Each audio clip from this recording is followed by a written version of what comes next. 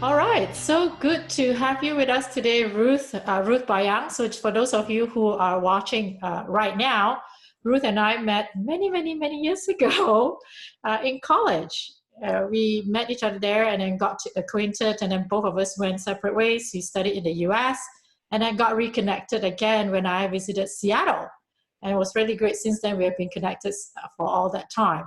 So, I'm so glad to have you here with us today, Ruth. Thank you for having me. I'm excited about our session today. So just a little bit more about Ruth's background. So Ruth has been in the journalist industry. Do you call it that way? I'm not sure. Broadcast news industry. Okay, broadcast news industry for 2 decades. And she has 2 Emmy Awards. I always talk about her Emmy Awards, right? I know, you can see it right there, her 2 Emmy Awards, amazing. And she's also worked in the radio, on TV with Fox News. Is it Fox News? NBC and CBS stations. And she has also been nominated for many different, I think of her, many different news that she's produced. And, oh yeah, and you were covering September 11th for 7 consecutive hours. I don't know how you deal with that, and that's something I would love to talk about as well. And currently, she is the editor of a local community newspaper serving Seattle Asian American community.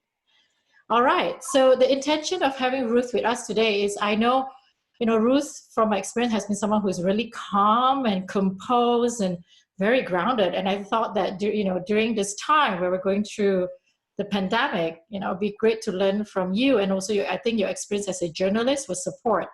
So I would love to just have you share a little bit about, before we go into that topic, how did you became a journalist? Like, what inspired you to become a journalist? Oh, that's a really easy question to answer. So when my parents were deciding to send me off to school and deciding what I should study, my father really wanted me to be a lawyer, as he was a lawyer. And at the time, I didn't feel like I was smart enough to do that. But I always did really well in school in English and English composition. So I figured writing is something that I could do for a living. And so I decided to pursue journalism. And thankfully, my father was okay with that. He wasn't too disappointed. I didn't become a lawyer. So really, I just followed the easy path. It's like, okay, that's easy, and I can make money. So that's what I chose to do. Oh, so lawyer journalism. Awesome. Yeah. I know I've counted on Ruth to do a lot of my editing too for some of my content, because she's one of my friends that I can say, Ruth, can you have a look at this? It's just you. Did I get that right? And I really appreciate it all the time. And so I know, working in the news industry, you get all sorts of news, right? Like, and like you were working on the coverage of the September 11 news, right? What happened during the September 11. And I think it takes a lot to be able to cover those kinds of news. And I'm just curious, what did you learn from experience just being a news journalist? So I just want to say off the bat that nowadays it seems more and more the media is being vilified. And I understand that there's a lot of anger out there and there's a lot of fear. I just know that me personally and the people I know personally, which is, hundreds of journalists across the country, across the world, I do know them personally. We don't wake up every morning and decide, oh, how am I going to scare people today? And how am I going to make people freak out? That's not our job. That's not why we do this. The word journalism comes from the word journal, meaning you record. It's a recording of events. I saw this person do that. I heard her say this. And what we do is just report on what we see. Are there some, news channels that are more slanted? Yes. And are there a lot of opinions out there? Yes, absolutely. But our goal is not to scare you, and our goal is not to, spread fear. It's just to spread information, to give you information, and to give you access to people that normally you won't have access to. And that's how I see my role as a journalist. And covering a big story like the pandemic, I was very conscious in the beginning when it started to be more serious when we started to see the governor, enforce stay-at-home orders. I was very, very conscious of, okay, let's not report on the number of deaths and the number of people infected because people can get that information anywhere. I wanted to focus on how is the community coming together because that was really very touching to me. My own neighborhood, schools, businesses, local businesses, and where the newspaper is based in Chinatown. Just people really just coming together and helping each other. That's what I wanted to focus on, and I think we've done a really good job of doing that. That's really awesome. So before I guess before going back to the question I had, since we're on this topic, I'm also curious then, how does, because we do see a little bit more, I would say, negative or news that can be, scary to a lot of people, right? And so how do the station or yourself or the journalist decide what information goes on? Because from my own experience, I do see more fearful information that comes out through the media than more positive one, which you just highlighted. It'd be great for us to actually see more of those, throughout the main news section. But typically we see like, okay, the shootings or, this is the event that's happening. Like those are highlighted even more. So I'm just curious, like, how does yourself, a journalist, or the news station decide what kind of news? Okay, I'll talk about the time when I was in TV.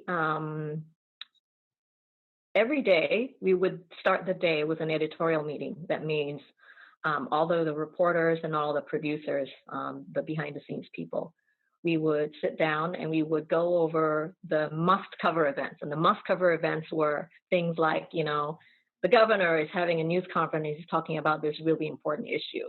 Well, if we don't cover it, then we're the only ones who don't cover it. So we would go through like the must cover events first. And then we would have the reporters pitch the stories of what they saw or heard and maybe what they want to cover. But then we just go down the list. When we're covering a big story like, September 11th or the pandemic, it's looking for different angles of the story. Yes, we're still going to have that press conference from the president. Although I know that NPR recently decided that they're not going to cover it, which is very interesting. And but aside from the must cover events, we just look for different angles and what's a unique angle that we can find. And it's not always positive. Sometimes it's, I just wrote a story today on a Costco, which is a big employer here.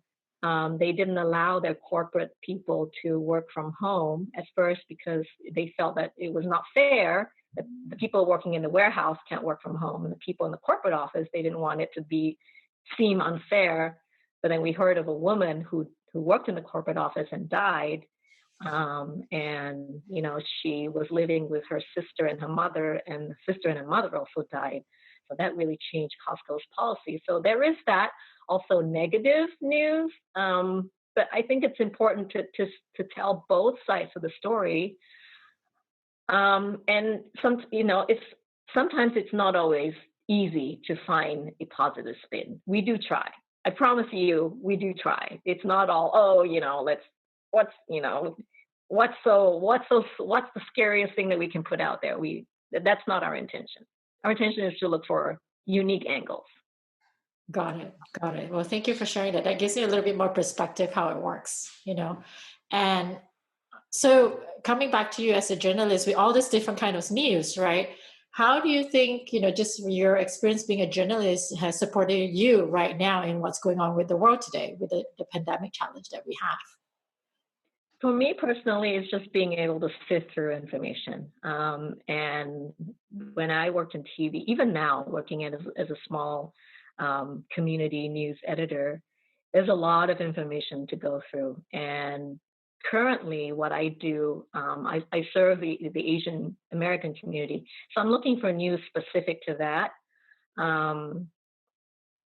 And how it has helped me is just to find relevant information, and not to say that, something that's really important is not important, but it's not maybe relevant to my audience.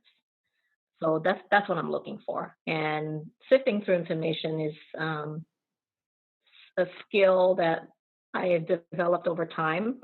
I can read through many things very quickly and decide within 10 seconds if it's appropriate for my audience. Got it. And do you find being able to, even just the information you're able to sift through, and do you apply that to your life, and then how that supports you as an individual going through what we're going through right now? I know that a lot of people turn off the news, and that's fine. If it's something that upsets you, then don't watch. You don't hurt my feelings. That's fine. In my personal life, I think that I'm able to discern more easily than others can. For example, social media. People like to post stuff on Twitter or Facebook. A lot of the people I know on Facebook will post something, not vetting the source, not looking at, just a look at the link, and I can tell, oh, okay, that's more of a conspiracy website. And so I'm able to discern very, very quickly whether or not it's real news. I can spot fake news very, very, very quickly. Let's just put it that way. That's something that I would like to ask you later. So coming back, so what do you think, from your experience as a journalist, and those of them who are listening right now can apply some of the things that you've learned and that you've applied in your life, that they could apply during this time, in support of them? Maybe also possibly just, really sifting through, like one of the things that I've been telling my community is to discern, right? There's a lot of information out there, there's many different points of views, right? And it's not about taking which side, because if we start taking sides, then we're going to the right and wrong, and then we get into all that drama, right? It's really discerning what's the information that's coming through. And that's what I've been doing for myself, and taking those information, just doing my own work and get myself educated. So I'm just curious, what would your advice would be, or what tips you could give those who are listening right now? I say if it upsets you, then don't watch. If you are able to, people tend to look for things that they agree with. I'm not saying that's bad. It's just the way we are as humans. We pick a certain group of friends, we pick a partner based on our preferences, and that's fine. Just do what works for you. Is there right and wrong? There really is only right and wrong for you. And if that's working for you, then it doesn't really matter what anyone else thinks, because you can't control that. So you can only control what you can control, and let's just focus on what you can control, and don't worry about the rest. So is that what you like? What do you do during this time with the pandemic?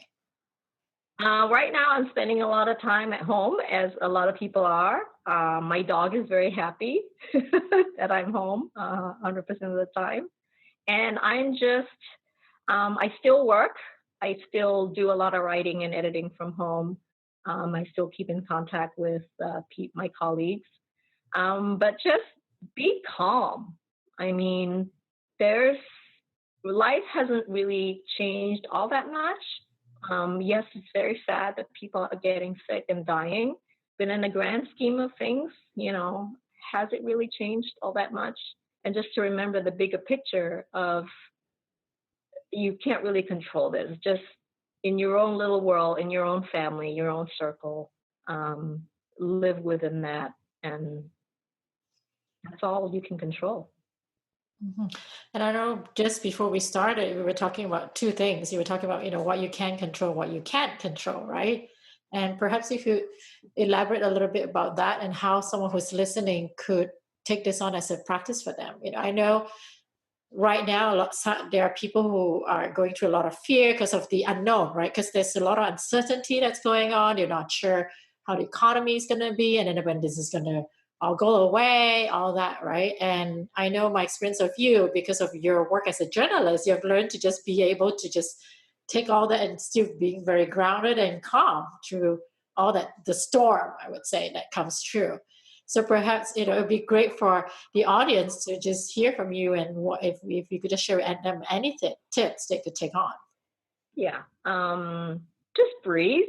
If you're feeling anxiety, just take a moment and just to breathe. Um, and laughter. Humor is amazing during a time like this. It's funny that you mentioned the being grounded and calm. One day when I was still working in television, my coworker, who was the producer of a show earlier than mine, all hell was breaking loose and things were going crazy, and it was a live broadcast. And my friend, his name is Dave, and he was in the control room. This is where we have all the monitors and we see all the live feeds of all the pictures coming in, all the reporters. And think things were going crazy. And my show was already done. I'm sorry, yeah, he was the show after mine. My show was already done. I came out of the control room, and my bosses said, go back in the control room and help Dave. I said, okay, what do you want me to do? Just go in there because you're a calming presence. So that's all I did. I just went in there, and I stood in the back and let him do his job. He saw me. He blew me a kiss.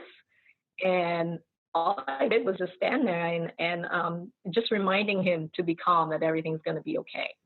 And really just take things one thing at a time. Even though there's so much coming at you, what's the priority now? Just deal with that one thing now, and then the next and the next. Got it. So just one thing at a time, taking on, a step at a time. Don't overwhelm yourself with too much. Yeah. Yeah. Awesome. All right. Well, so thank you so much for being here. I really appreciate your time. And I've learned a little bit about the journalism industry. Is there anything else you want to share with those who are listening before we wrap up for today? We're all in this together, and everything will be okay. Yeah, I think so. We'll get through this. As long as we do it together, we'll get through this, right? Once again, thank you so much for being here and being on our Rainheart Wisdom show. Thank you. Bye. Bye.